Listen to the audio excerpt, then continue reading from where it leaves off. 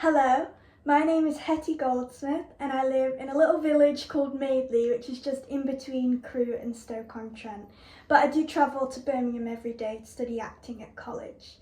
I went to study at East 15 because throughout most of my life, especially in school, I've always felt like kind of an outsider. I've always thought that I was different from everybody else. I think that's due to like my past experiences and things like that.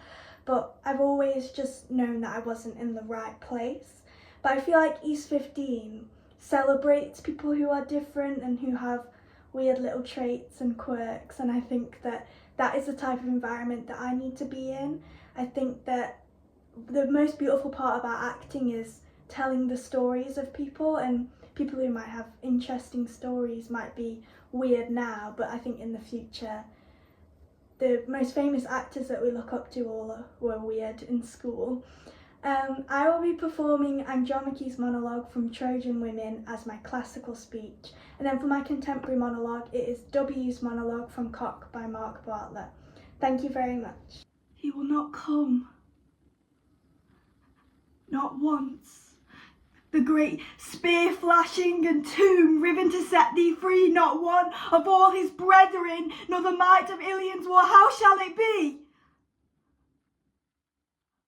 One horrible spring, deep, deep down in thy neck. God, so come in sleep, and none to pity thee, that little thing that curlest in my arms.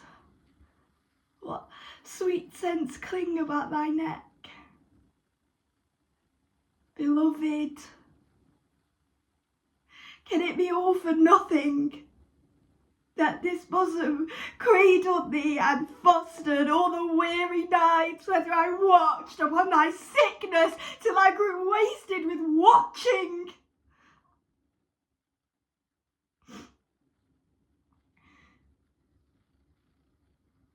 Kiss me, this one last time, not ever again. I don't think you realise how obvious it is. All through what you were just saying, your mind is elsewhere. Like you're thinking, actually, she's quite attractive. Yeah, I thought she was going to be a dog, but actually, she's quite hot. And now you're imagining a scenario where John goes home with your son tonight, and meanwhile, I'm upset and I need comforting, so you offer to walk me home, and well, one thing leads to another, and you're doing me in the shower, up against the wall, water running all over my naked body or something.